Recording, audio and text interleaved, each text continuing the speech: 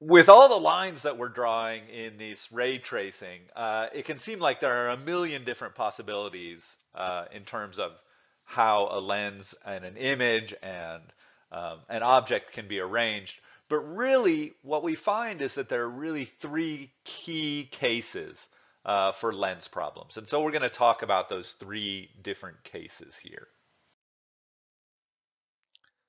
Okay, let's look at a couple cases of a converging lens. In the first one, the object is farther from the lens than the focal length. So this is going to be most any camera image you take, unless you're taking uh, a very close-up picture. Um, the image is inverted but real. Okay, so that's this image up here because our object is farther away from the lens than the focal length. Only if a screen or our film is placed in the right place will we be in focus, right? And why are these blurry? Because rays from different parts, say different parts of this hat, are hitting right here. Um, and if different rays from different parts of the hat are hitting in the same place, your image isn't going to be very precise. Okay, so let's look at a second case here in which we're still dealing with a converging lens, but the object is closer to the lens than the focal length. Okay, so our focal length of our lens is out here, so it's not a particular powerful lens, right? It's not going to change the direction of the rays as much as one that had a focal length in here. But our object is inside of that.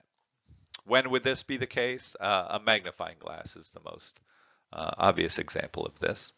And in this case, the image is not inverted, but it's magnified. But it's also virtual, and we can see why here. If we take this point here and ray trace, this line through the center goes straight. Okay, this ray bounces off the top of our arrow, goes through our lens, and is turned down here through the focal length. But these rays, it's farther apart here than it is here. Okay, and so at no point are these two rays going to cross each other. So we have to follow them backwards to find a diverging point.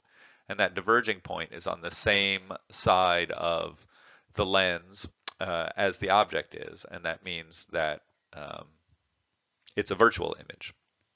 It can't be projected, but we can still see it, right? So if I look from over here, let's say we have one ray coming through here, and there's, if I put my eye right here, there's only one way for a ray to get from here to my eye, right? Because if I went through here, it would come down here, it wouldn't hit my eye. If I did here, it would go up here, it would miss my eye. But this ray here is going to go through the lens and hit my eye. This ray here is going to go through the lens and hit my eye. So if I put my eye right here, I can see this object. But you notice that this angle is bigger than it would have been otherwise. So if we draw a line here, if that was a clear pane of glass, that would be the ray that was hitting my eye from the top, right? But my angle here is smaller than my angle here. And so that looks smaller to me than this does, okay? Because of the way that this angle, this ray was turned here and made this angle bigger, my eye interprets that larger angle there as a bigger object. And so it looks like that's the object that I'm seeing.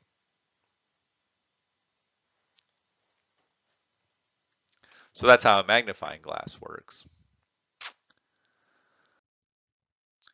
Okay, the last case we're going to look at is a diverging lens case.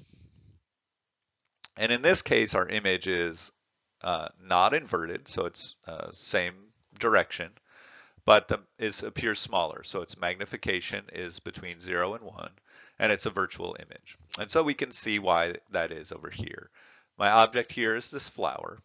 So I have one ray that I trace through the center, one ray that I trace that goes in parallel and then diverges. So you can see that these two rays are diverging on the other side of the lens. So we're not going to get a point over here where these two cross. So that tells us we have a virtual image. And then if we follow those rays back, we can see that the image is formed right here. Again, a virtual image, I can't project this image, but I can see it. Okay, so if I look at that image, and let's say I want to see the top and the bottom of this flower, the light from the bottom of the flower is going to bend, okay, and it's going to bend in this direction, so it's going to bend downward. That's going to make this angle smaller than it would be otherwise, okay, and that's why this image looks smaller. You can see that dotted line there. This is what I'm actually seeing, okay, and so that image looks smaller through the lens than it is in real life if I just had a pane of glass right here. This is like the lens you'd use for nearsightedness. So here's a picture of it. You can see that the car through the lens looks smaller than it does through here. And it's used in nearsightedness basically to change the way the lenses are moving into your eyeball, like through your eyeball's lens. By changing that angle, it makes it a little easier for your eye to focus on it. And we'll talk about that a little bit next time. Okay, so generally what we've outlaid three cases here for lenses, but when we think about solving lens problems, first thing you want to do is create a sketch. We want to keep that to scale as much as possible. So like neat drawings are relatively important here, especially if we're going to do some kind of ray tracing.